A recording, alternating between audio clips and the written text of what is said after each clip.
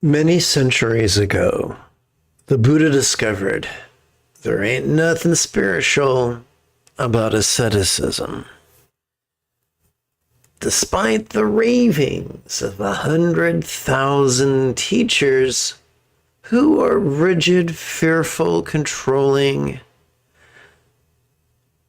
cryptic, competitive, and cruel.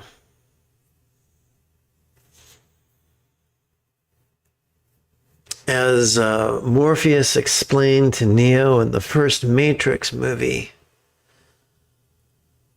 there's a dynamic relation. Well, what happens to the body? Well, the mind can't live without the body. So how's about some context? We live in an interdependent universe. We are affected by circumstance. We are affected by the circumstantial, the physical, the interpersonal, and the mental. If we don't take care of our body, the body will not serve our brain, and the brain will not serve that which we call our mind. Our job is not to develop bragging rights. I endured this, I endured that, blah, blah, blah. Our job is to become the person that our dog already thinks we are. And to do that, we learn to meditate. And our body either will help our mind or hinder it. And despite the glib nature of this graphic, correct and lifestyle choice, the importance of correct lifestyle choices cannot be overstated. Consuming a whole food vegan diet, getting enough uninterrupted quality sleep, getting fresh air, sunshine, exercise, all these things are necessary for our body to thrive, that it might serve our mind. That is why in the Tibetan tradition, there is walking meditation. There is bowing meditation. There is a certain way to do bowing that is very calisthenic and cardiovascular. Personally, I don't bow out of devotion or out of for wish fulfillment. I bow because it's a fun way to practice step back geriatric squat thrusts and all kinds of variations on that. I'm just goofy that way. So please, please listen to your body. Your job is not to gut through and just, force it. Listen to your body. Your body wants to eat healthy food. When your body wants to rest, give your body rest. If you listen to your body and only meditate for as long as it feels comfortable, and you persist doing so once every 12 hours, then in a remarkably short period of time, your body will be able to support your mind for progressively longer and longer and longer periods of meditation. Ignore your body, force yourself, listen to your pride, listen to your perfectionism, and you will be really disappointed with the results. Wrapping this up in a big red bow, I'm reminded of an episode of The Simpsons where Homer's having a conversation with his brain, or Homer's body's having a conversation with his brain. And the basic response is, you leave me alone, I'll leave you alone. Deal. So let's reverse that and say, let's take care of our body so our body can take care of our brain.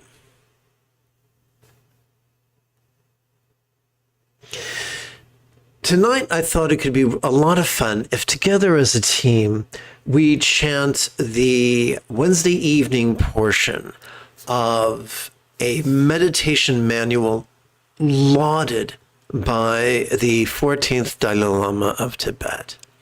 Before we do, allow me to remind you that if at any point during this evening's live stream you have a specific question about chanting or meditation or philosophy, or let me rephrase that, or Buddhist meditation or Buddhist philosophy or how to apply them, then simply type your question in great detail in the chat window. Now, if you're using a laptop or a desktop, that'll be on the right. There you go. And if you're using a smartphone, it'll be down below.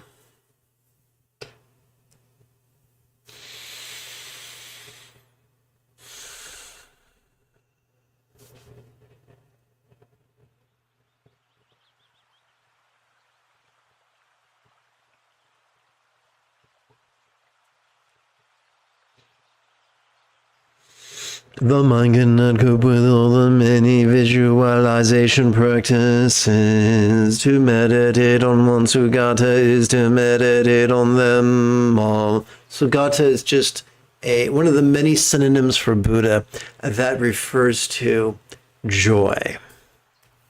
Whatever we feel sensations or as non-graspable as the form of light of the great compassionate one.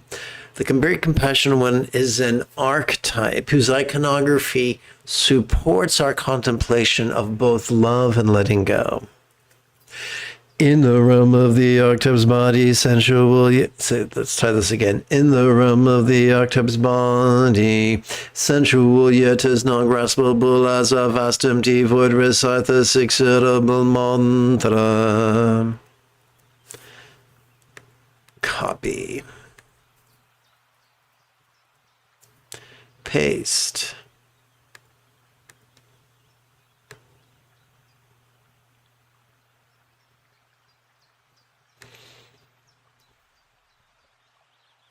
Recitations are dauntless and powerful as well as just complications. This all-inclusive six-syllable mantra is the very sound of the Dharma. All sounds have never been other than as non-graspable as the speech of sublime Chenrezig. Chenrezig is the Tibetan name for our archetype of enlightened compassion. Recognizing them as non-graspable as mantra, resounding yet as non-graspable as a vast empty void, recite the six-syllable mantra.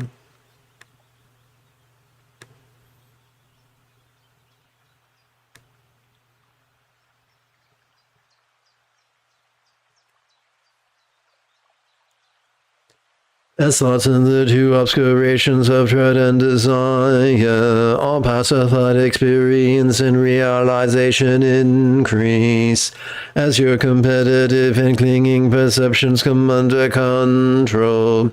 Enemies and obstructing influences are subjugated. It is our devotion to the similes of this enlightened archetype known as Chenrezig that bestows in this very life the supreme and common cities. As if our activities are accomplished by themselves, recite the six-syllable mantra.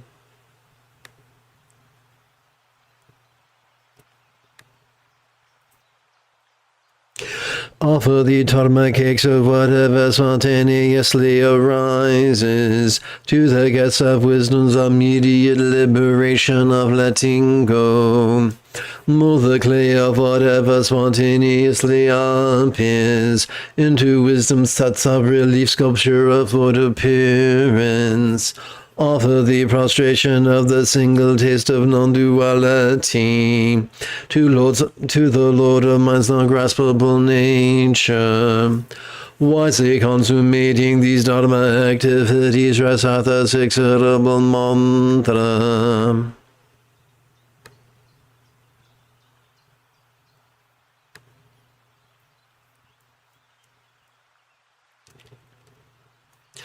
Overcome your enemy hatred with a weapon of love. Protect your family, the beings of the six realms, with the skillful means of compassion. Harvest from the field of devotion the crop of experience and realization.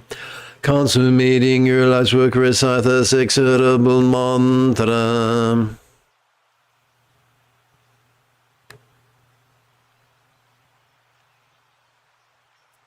So this text was composed by a fellow known as Zapal Trul Rinpoche. As a young man, he had a teacher who was profoundly rigid, fearful, controlling, elitist, cryptic, competitive, and cruel. And he followed in his footsteps, and he was just as rigid. But he practiced intensely for many decades, and at the end of his life, he was no longer fit that description. By the end of his life, he was flexible, loving, laid back, egalitarian, lucid, cooperative, and kind. Consequently, at the beginning of his life, he wrote a very, very rigid, cranky book known as Words of My Perfect Teacher. At the very end of his life, he wrote a very concise meditation manual, this one, which demonstrates how much he grew over over decades of practice. Let's continue. Cremate the old corpse of clinging to things as real in the fire of non-attachment. Conduct the weekly funeral ceremonies of ordinary... Oh, take two. Conduct the weekly funeral ceremonies of ordinary life by practicing the essence of Dharma as a smoke offering to provide for the departed. Dedicate your accumulated merit for all their future lives. Consummating all positive actions and for the sake of the dead, recite the six-syllable mantra. Molto bene. That means very, very good. Okay. So, I look forward to starting the official practice, what the big kids call a sadhana. We will do that after less than 1 minute of housekeeping. This is Lama Jigme Gyatso of the Buddha Joy Meditation School. Welcome. Oops, let's try this again. Of the Buddha Joy Meditation School, I have spent more than half my life studying and practicing and reverse engineering all the teachings and practices of each sect of Buddhism so that I could play the Qui-Gon Jinn to your Obi-Wan Kenobi, so that you could quickly and easily become the person that your dog already thinks you are. Welcome to Meditate Like a Jedi, which is made possible due to the generosity of viewers just like you. Whoops, that is an error. Let me attend to that real quick. Let's see here. Going to wrestle with OBS. As I wrestle with OBS, I'm reminded of the television show from the 80s. I guess it was a television movie from the 80s, Christmas Story. What, every night his father would wrestle with the furnace. Let's see here. If you remember that movie, let me know in the chat window. That's the wrong button I clicked. Let me fix that bad boy. Take two. Here we go.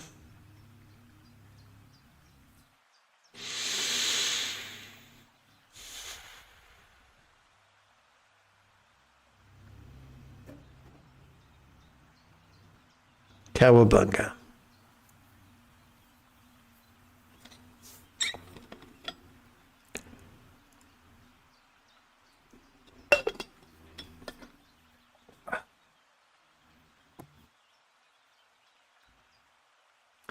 We're going to start with our inner preliminary practices.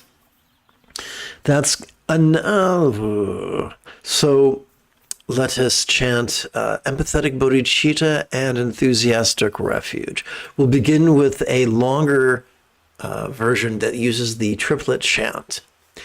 May I liberate all beings from the tyranny of hating, craving, and clinging by relying on thee, Buddha's example, instructions, and students. Now we're going to practice the concise bookend chant. May I liberate all beings by relying on the three jewels. May I liberate all beings by relying on the three jewels. May I liberate all beings by relying on the three jewels.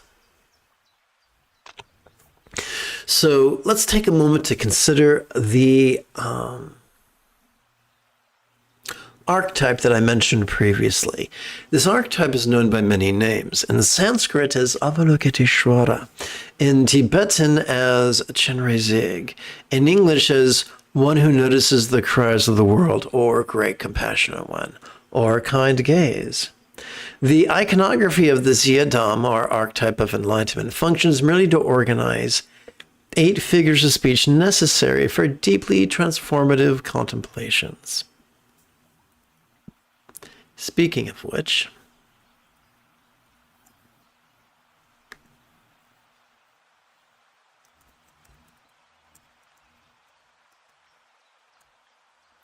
let's practice mantra meditations, love and letting go, beginning by reviewing the meaning of the 6-syllable mantra.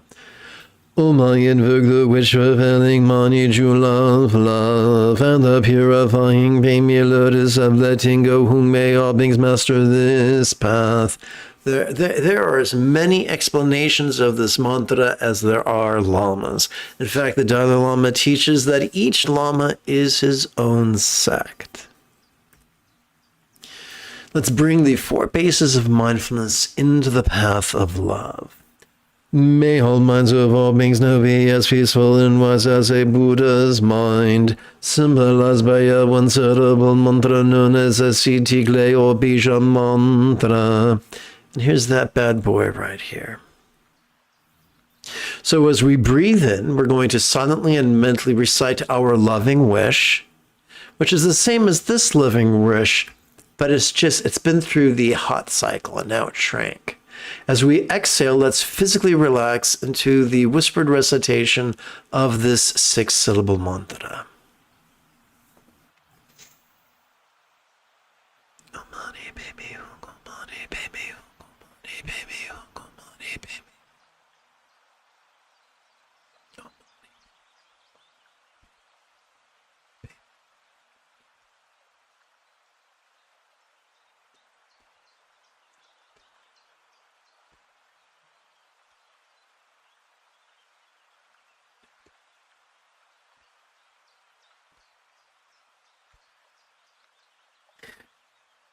You're probably much more spiritual than me, but there's been times when I've been angry at people I thought were being horrible. And of course, I wished all types of horrible wishes at them. But it wouldn't be cool if we had so trained our minds that in moments of anger, and moments of low resourcefulness, we're able to gaze at people who are being cruel to us and mentally wish, Bija wise for all minds. Wouldn't that be so much nicer than cursing someone? May all relationships of all beings now be as joyful and loving as a Buddha's communication symbolized by the 6-syllable mantra.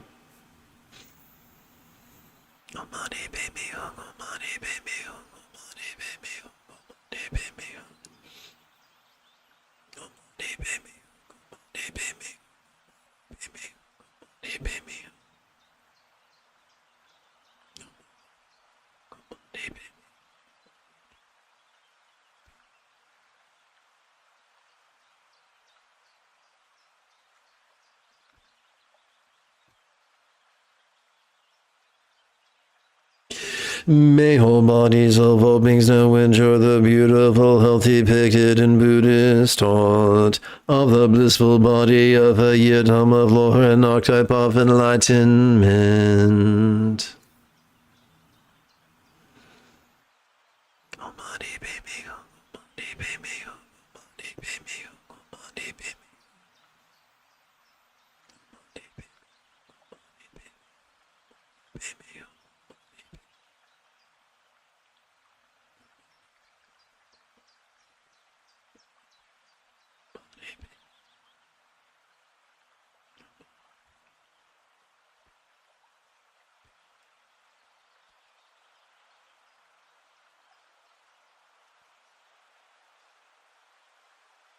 May all circumstances, all lots of all beings know how the great safety, good fortune, or boon, as all Buddha's real or imagined paradise, pure land or vati.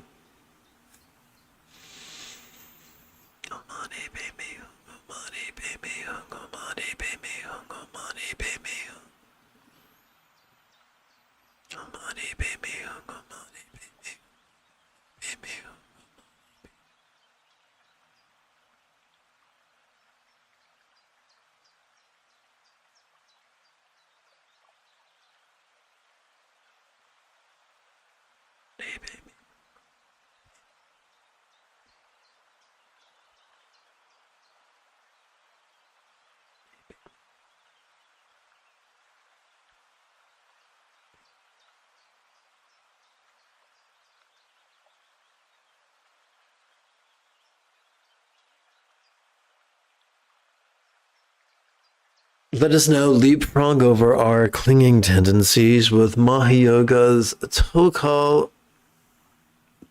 Dzogchen's and Tantra Mahamudra's right view of reality, the first fold of the Eightfold Path.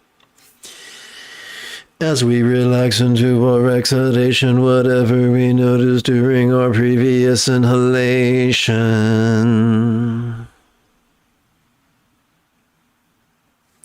could feel as non-graspable as a vast empty void. Like the illusion of the infinite azure sky on a beautiful cloudless morn, which, although compelling to the eye, is non-graspable to the hand. Now let us bring the four bases of mindfulness into the path of letting go. So we're going to play with 8 rhetorical questions. For extensive and for concise, for verbal and for silent. How is it that as we inhale, our circumstances could appear quite vivid, yet as we relax into our exhalation, they could feel as non-graspable as a real or imagined vati of light?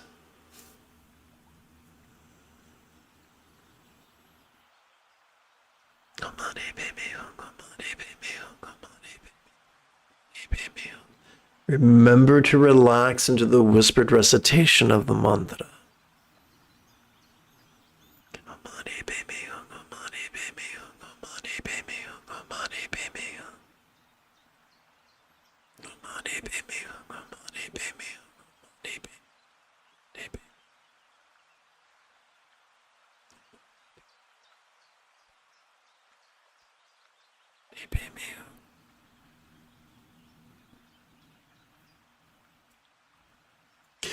How is it that as we inhale, our bodies could feel quite sensual, yet as we relax into our exhalation, they could feel as non-graspable as a real or imagined yidam of light?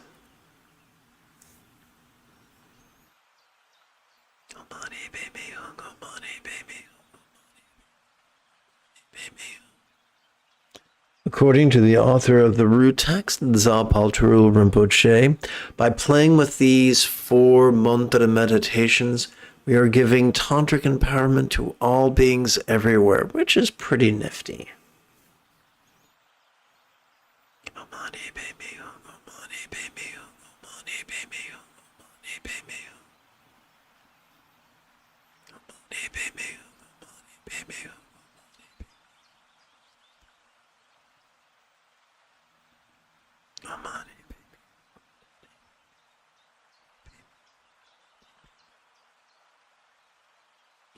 How is it that as we inhale, communications experience of the interpersonal could be quite resounding? Yet as we relax into our exhalation, it could feel as non-graspable as a mantra of light.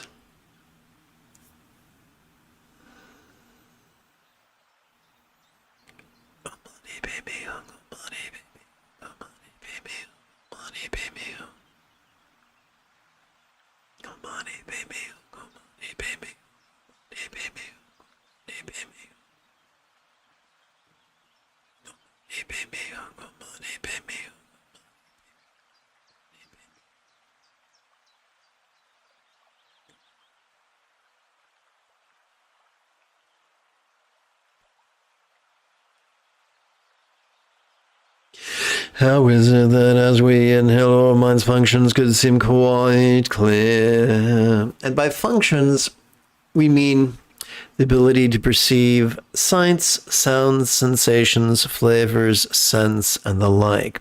The ability to emote, intend, reason, recall, imagine, and confabulate. How is it that as we inhale, our mind's functions could seem quite clear? Yet as we relax into our exhalation, they could feel as non-graspable as a bija of light.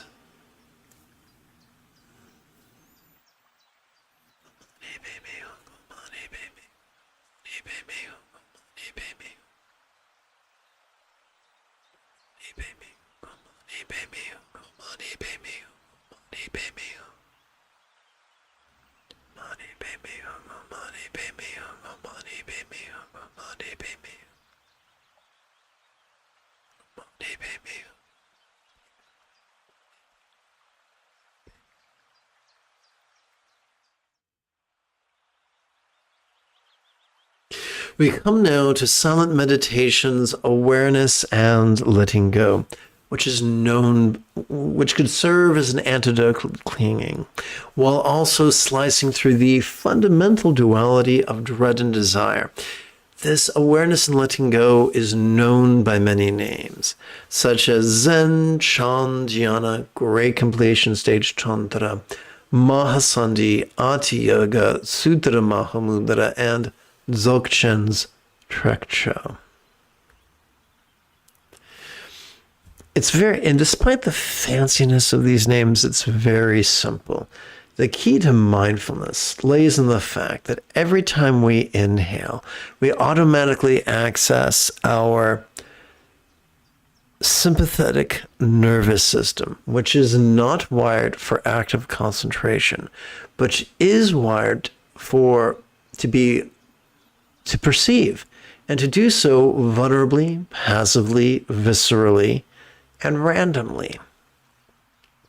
Therefore, the most efficient way to practice mindfulness during our inhalation is to silently and mentally recite the one-syllable demonstrative pronoun this, or the 3 syllables notice this, or the 12-syllable phrase perceiving this very turbulent play of mind. Meditation is also easy. Every time we exhale, whether we know it or not, we access our parasympathetic nervous system, which is wired for both physical relaxation as well as mental release. Therefore, the easiest way to practice meditation is to silently and mentally recite during each inhalation either the one-syllable verb ease, the 3-syllable word relaxing, or the 12-syllable phrase relaxing into mind's non-graspable nature. Now, we don't have to superstitiously believe mind is not graspable, and we don't have to execute some sort of a PhD dissertation explaining why mind is not graspable. The fact of the matter is, or the thing of it is that every time we relax into our exhalation, mind just feels non-graspable. So all we're doing is using non-graspability or voidness or emptiness as a metaphor for the experiences that we're wired to perceive in harmony with our autonomic nervous system. Having said that, together as a team, let us now meditate as transformatively as Obi-Wan Kenobi upon the toasty sands of Tatooine under the continued guidance of the Force Ghost of Qui-Gon Jinn.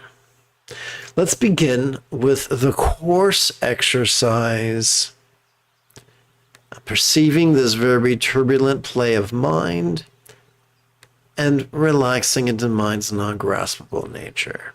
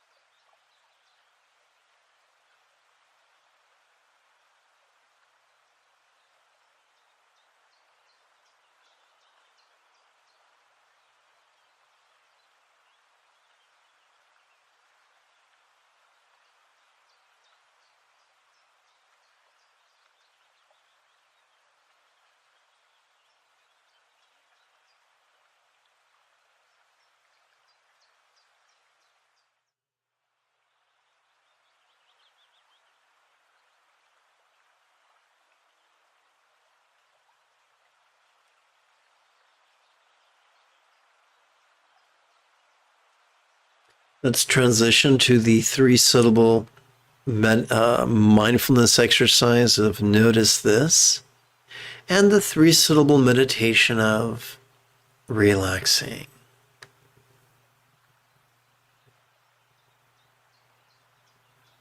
I think I'm going to adjust this so it's not quite an eye strain.